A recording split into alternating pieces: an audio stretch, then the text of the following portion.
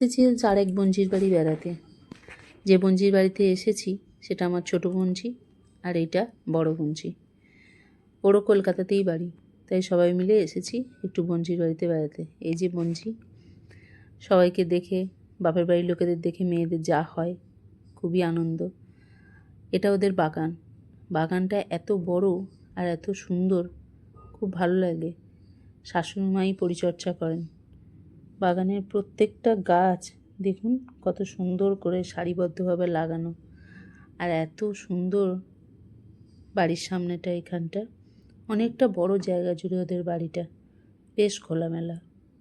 ছোটো বোনঝির ফ্ল্যাট আর বড় বোনঝির নিজের বাড়ি। আম গাছে দেখুন কত আম ধরেছে। ঝড়ের জন্য অনেক আম পড়েও গেছে, তো এত আম এসেছে এই ছোটো পাড়া আম গাছটায়, তাই কাছ থেকে একটু দেখালাম। এখানে না ও শাশুড়ি প্রত্যেকটা গাছে খুব যত্ন করে। শাশুড়ি খুব গাছ ভালোবাসে, তাই প্রত্যেকটা গাছ ফল ফুলে ভরা। এটা ওদের একটা ঘরের ভেতর। আর এবার যাচ্ছি একটু ওপরে, বোনঝির ঘরটা ওপরে, তাই সবাই মিলে একটু ওপরে এসে বসলাম। এই যে এখানটায় এসেছি, এটা ডাইনিং, এটা একটা ঘর, আর এটা বোনঝির ঘর। একটু দেখালাম।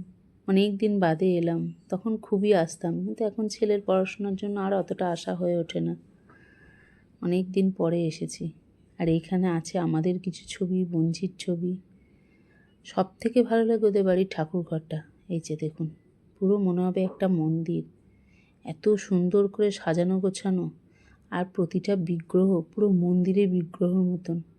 শাশুড়িমা এত যত্ন সহকারে পুজো করেন, খুব ভালো লাগে। সবশেষে রাতের ডিনার। আমার বোনঝি আগে রান্না পারতো না, আমি মোটামুটি পারতাম।